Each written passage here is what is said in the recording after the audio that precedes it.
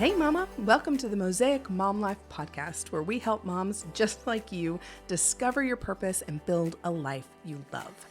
I'm Laura Stuffelbaum-Holt, a wife, mom, and career coach for stay-at-home moms who want to confidently transition back into the working world. See, we all have these random, seemingly scattered pieces of our lives that make up who we are. And especially as stay-at-home moms, it's tempting to see that as nothing more than a pile of junk that hasn't amounted to much of anything. But that's not how God sees it. He sees a beautiful mosaic. Each fractured piece of your life has a specific placement and purpose in His design. Romans 8:28 says that we know that all things work together for the good of those who love God and are called according to His purpose. So, let's take Him at His word and confidently dive into the incredible Mosaic Mom life He is piecing together just for you. Here we go.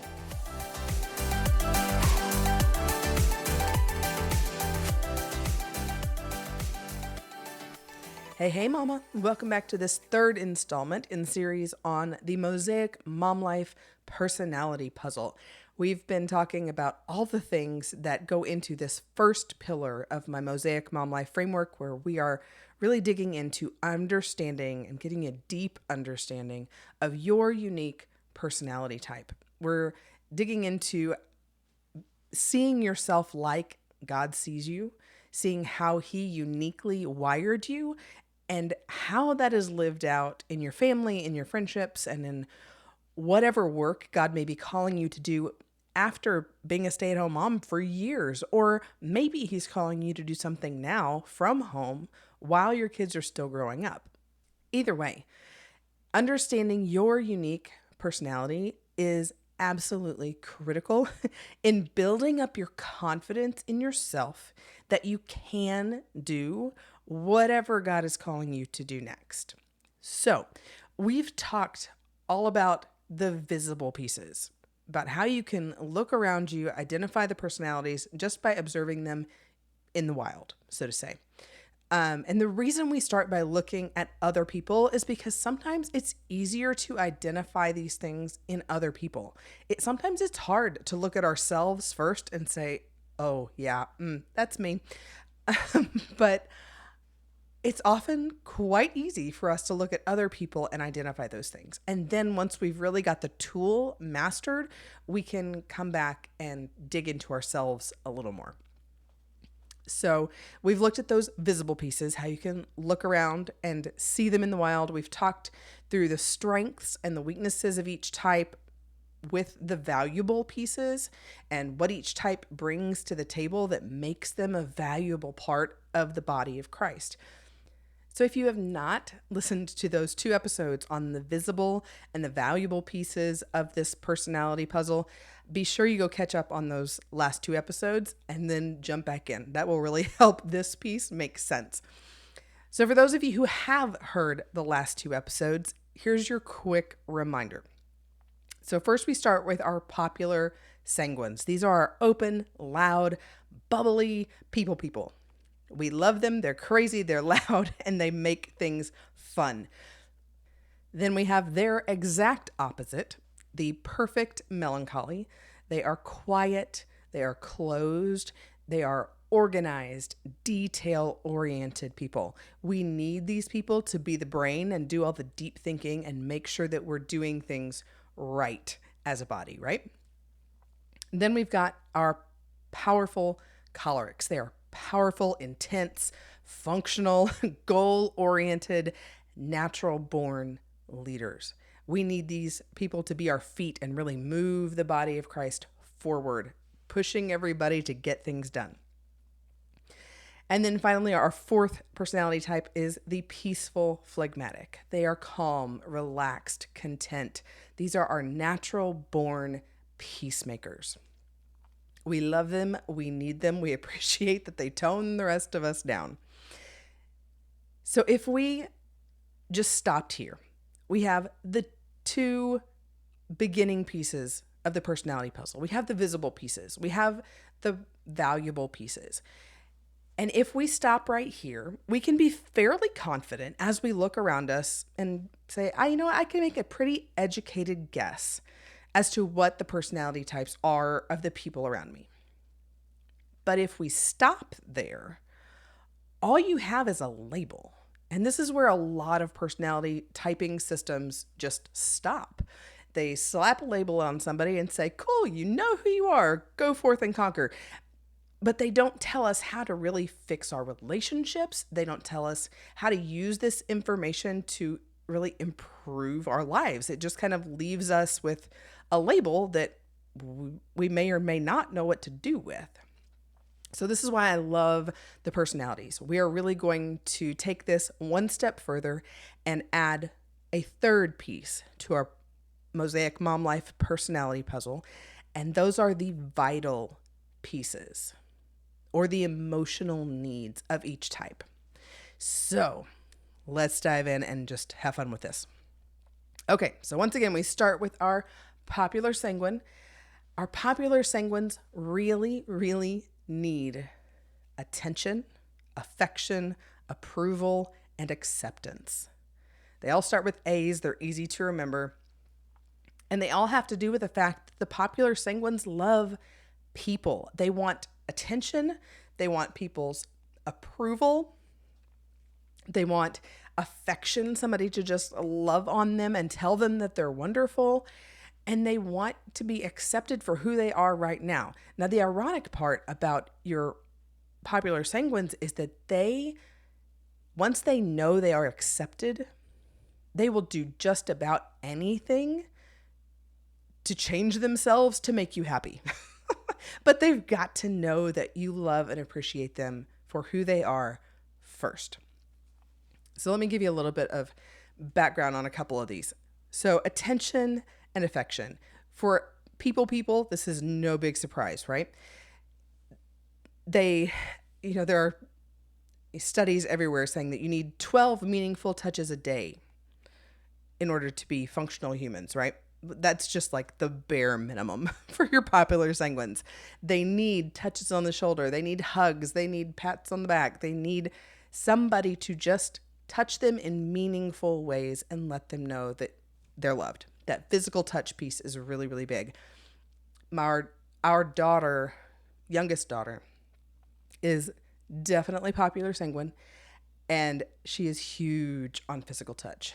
If you know anything about love languages, that's one of them. But physical touch, big deal. I remember when we moved her into her sister's room.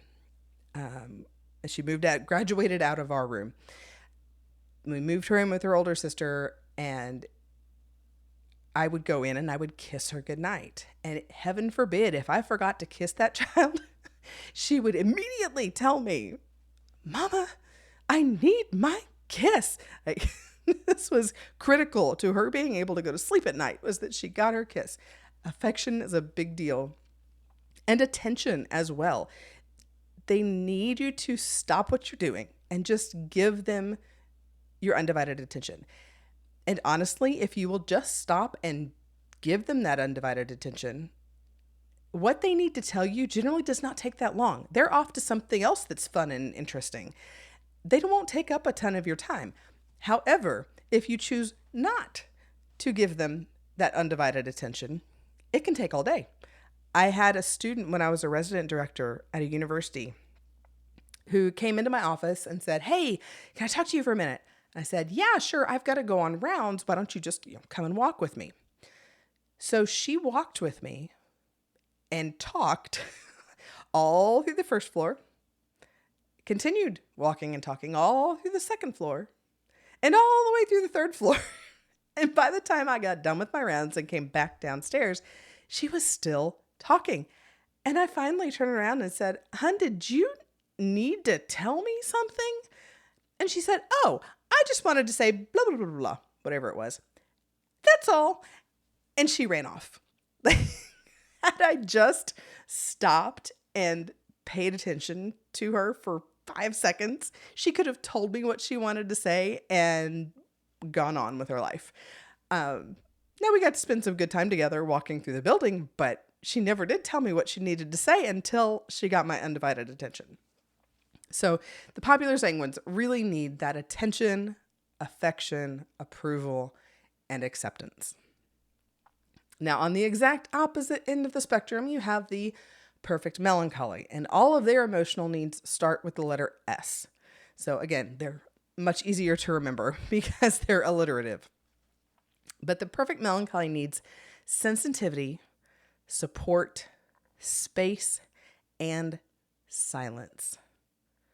So while the popular sanguine's emotional needs are all about getting things from other people, having other people affirm them and be in their space, the perfect melancholy would much rather you give them space and kind of emotional need support from afar. They don't need you all up in their space to get their emotional needs met. So when talking about sensitivity, this is just hurt when I hurt, cry when I cry. The melancholys feel everything very deeply. And when they feel like their world is shattered and you don't give a fig, it's just devastating for them. They need you to come along beside them and say, I understand that you're hurting. I hate that this is happening for you. I'm here if you need me. And that's really all they need. Just hurt when I hurt, cry when I cry. And then they need support. If we think about the melancholy like a bridge needs support to hold it up or it collapses. Like if you don't have solid foundations on either side of that river, the whole middle part's just going to collapse in. And that's the perfect melancholy. They need that strong support. My husband knows that he has to kind of step up and always have my back. And it's so, so good to know that he knows that, that he is my rock, he is my support, and he's going to support me in whatever I do. That kind of backing is exactly what the perfect melancholy needs. And then we get into space and silence. The perfect melancholys just need space. They need to be alone. They need to go be with their own thoughts, process through things, and they need space and silence to do that. So both of my older daughter and I are perfect melancholy, at least partly. And we both, if we're out and about with lots of people, the first thing we want to do is come home and just go lock ourselves in a bathroom and be alone for just a few minutes. Like, just let me kind of decompress and then I can go deal with whatever else needs to happen. And silence, same kind of thing. When I get the girls to bed at night, the first thing I want to do is go lock myself in the bathroom and start getting ready for bed all by myself, where it is quiet. I can hear myself think. I can let my mind wander and I can do all the deep thinking that I need to do. But I need that space and silence to do it. So that's the perfect melancholy: sensitivity, support, space, and silence. Then we move on to the powerful choleric. Now, these are not alliterative, and I apologize. I have yet to come up with a way to make these alliterative, but they make sense for the type if we think about it. So here we go. The powerful choleric needs, the powerful choleric needs loyalty, sense of control, achievement, and credit for work. So those are the four: loyalty, sense of control, achievement, credit for work. They need loyalty. Remember, these powerful cholerics are your natural born leaders. They need to lead someone, and they need to know that their followers are going to follow and not mutiny. They need to know that their followers have got their back, that they're going to stick with them through the process. With that, because they're leading, they want to be in control. They need a sense of control. When their lives are out of control, things are happening in their lives that they can't control, it is just discombobulating for the powerful choleric, who is so used to being in charge of their lives, to have things be outside of their control. When I think about our youngest daughter, I remember I used her for a popular sanguine example as well. She's also very powerful choleric. I think myself, my oldest daughter, and her are all at least partially powerful choleric. So there's a lot of intensity going on in our house at various times, and will probably continue to be at certain times of the month, which should be super fun. But we learned very quickly with our oldest daughter and with our youngest daughter, these girls need a job. They need to be in control of something. And when kids are little, everybody's telling them what to do. I can't tell you how many times my 4-year-old has said, she's trying to tell me what to do. And I'm like, you're 4. Of course, everybody's telling you what to do. But they need to be in charge of something. And when they're little, the more choices we can give them, the more little jobs we can give them, the happier they will be. If we let them, we mill our own wheat to make bread. And one of the little's jobs is to scoop the wheat. They can do that. Give me 6 cups of wheat. Got it. They can unload non-sharp silverware from the dishwasher and help dry it off and get it where it goes. They can help me throw laundry in the machines or switch laundry out. I have so many pictures of our oldest daughter, especially when she was little, helping with the laundry. And when they were front loaders, it was really kind of easy for her. But once we switched to a top loading washer, she would just kind of dive in head first, legs flailing in the air. Somebody pull me out.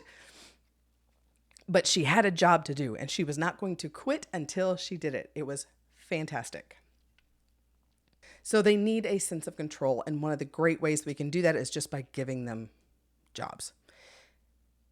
Third emotional need is just achievement. We talked about the powerful cholerics being highly goal-oriented, highly productive.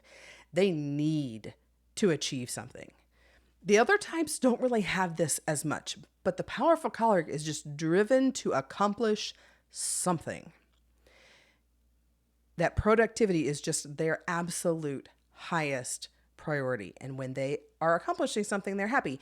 Even my let's relax and chill out activities like cross stitching and quilting, even those activities that are supposed to be relaxing are productivity driven for me, because when I get so far in the process, I can see that I've done something. If I can't see that I've made progress on a project, it is super frustrating for me. Productivity, achievement is critical. And then their last one is just credit for work.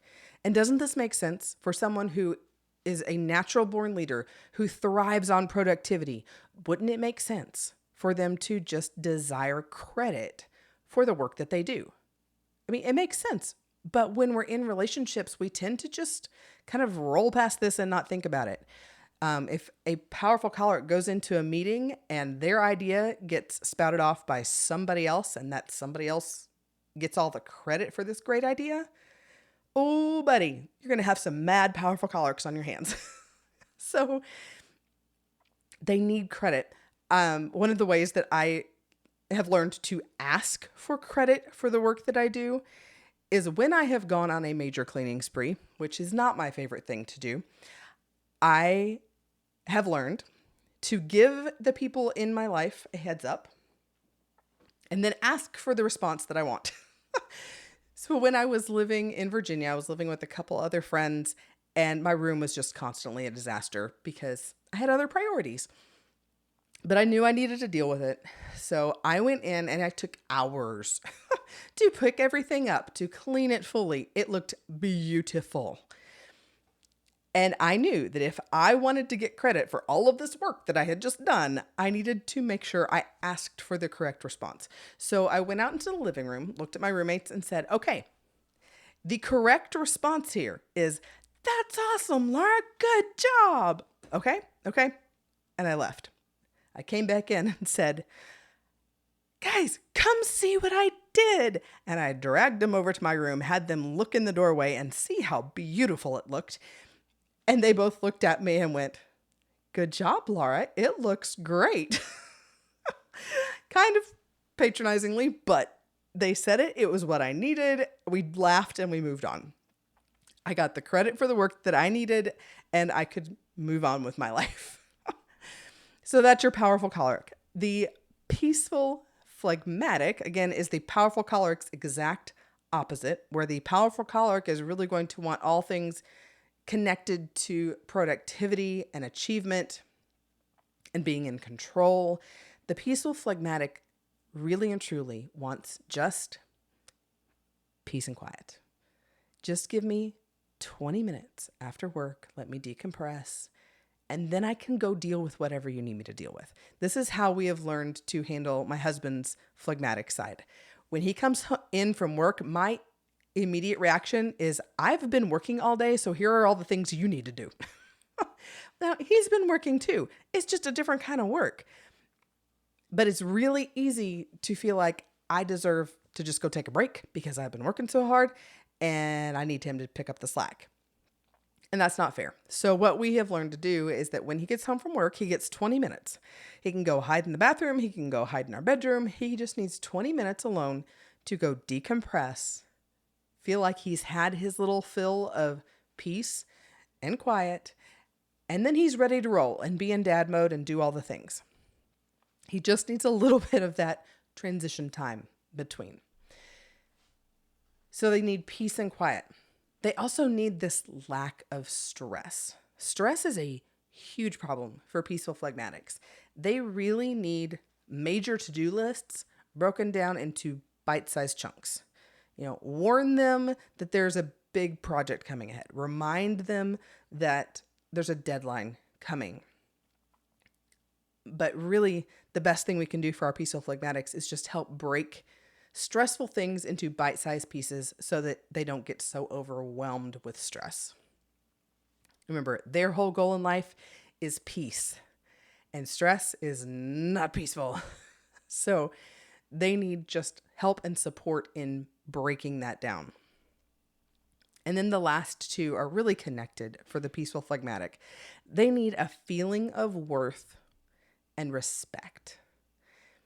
The phlegmatics really kind of tend to fall through the cracks because they don't prioritize doing a lot of anything. That's not their goal in life. Their goal is to bring peace to the world around them. That is their goal.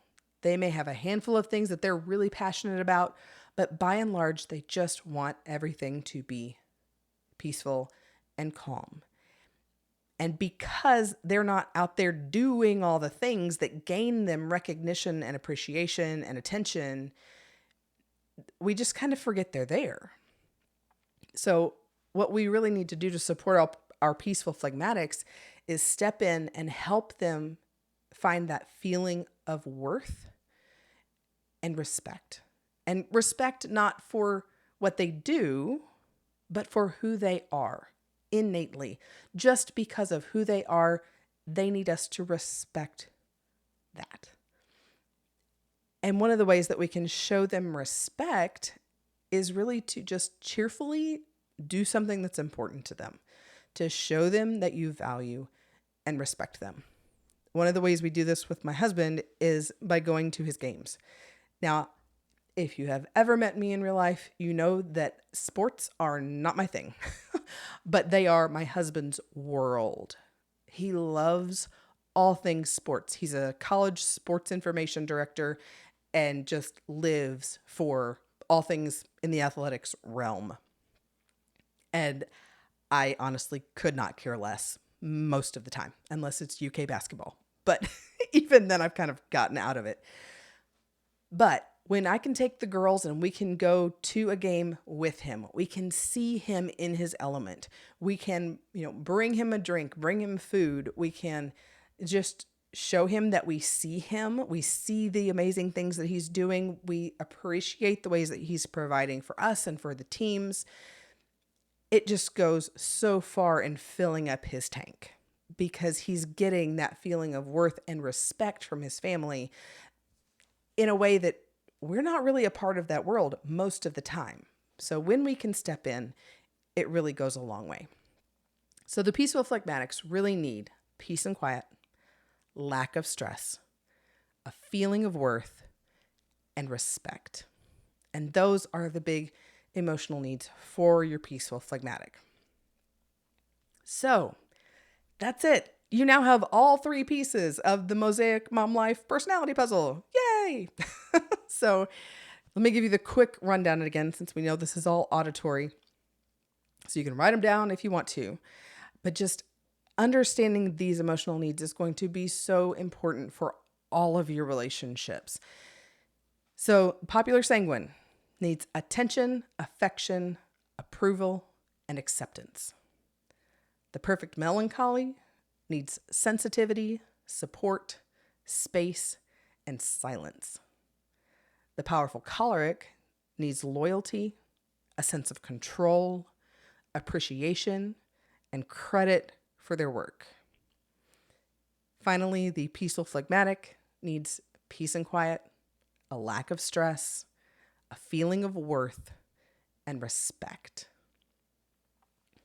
And man, when we can understand who we are, what we're naturally good at, because we understand our personality types and not just the visible pieces and the valuable pieces, but we can understand these emotional needs as well. Man, that changes how we show up for our families, for our church families, for our friends.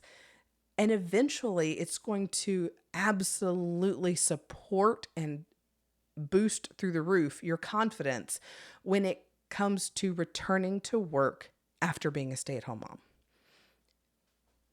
Understanding the personalities is just, it's relational. It's who we are as moms. It's who we are as women. And it's just an amazing, amazing tool. So when we can take all this information, package it up, know how we were designed, what we're good at, what we were designed to do in this world, we then have a vocabulary to explain not only what we're good at and what we struggle with, but what we need from our relationships, from our work, to be healthy, functional people. So you see how all this works together? We can identify ourselves and the people around us. We can appreciate the strengths that they bring to our world that fill in for our weaknesses. And we can support these relationships by diving into the emotional needs of those around us and really supporting them well. And we can ask for what we need when it comes to emotional needs as well. Just having the language to say, you know what, I really need space and silence right now. You know, I really just need a hug. I really just I need some peace and quiet right now. You know, having the language to ask for what we need is huge for our relationships. So I will get off my soapbox. This is an amazing tool. And I hope that you will dig in and learn as much as you possibly can. If you want to learn more about the personalities in general, more about all of these different pieces, I highly encourage you to snag the book Wired That Way on Amazon. I'll put that link in the show notes, but it includes the Wired That Way personality profile. And it's a fantastic read. It's very well organized. It gives you lots of stories and illustrations. It's so good. I cannot recommend it enough. Also, if you would rather walk through all of this stuff with someone, if you would rather, take the personality profile, sit down with someone and say, help me understand how to put this into practice. How do I use this tool with my family? How do I use this tool with my husband? How do I use it when I'm thinking about going into job interviews in the next few years? How do I use this to really support myself and who I am well? I would love to hop on a clarity coaching call with you. These calls are really designed to just support you in any area of your Mosaic Mom Life. And if you just want to dive into personality stuff, I am so happy to do that.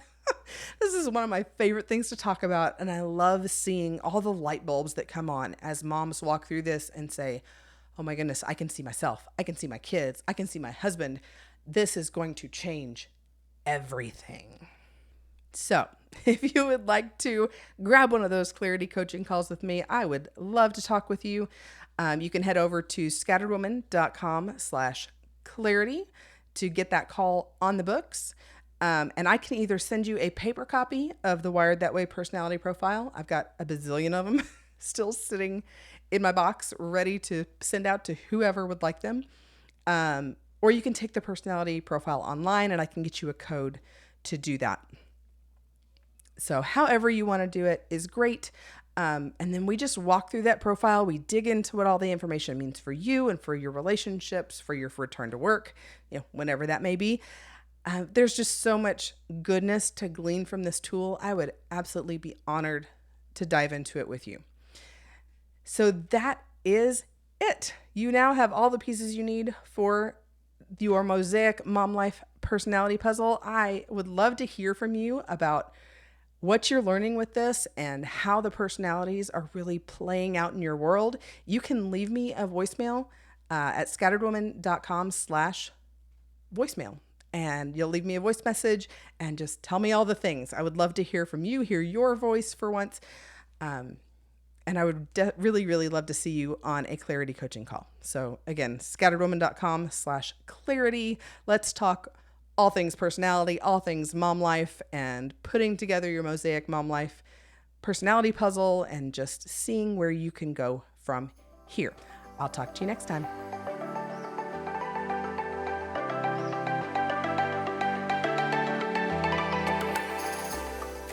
Thanks for taking time to hang out with me today. I hope you'll continue to discover new pieces of your Mosaic Mom Life each week. Do you have a question you'd like me to tackle for you in an upcoming episode? If so, be sure to send me a quick voicemail message. I'd love to hear your voice for a change and know exactly how to be praying with and for you this week. Head over to scatteredwoman.com/voicemail to leave that message. Also, if you've got a quick minute between those never-ending snack requests from your kiddos, I'd love for you to leave a quick review on the Mosaic Mom Life page on Apple Podcasts. Those reviews really help other moms find the show, discover their purpose, and start building a life they'll love too. That's all for now. Be sure to check back next week for our next episode, and I'll be talking with you again soon.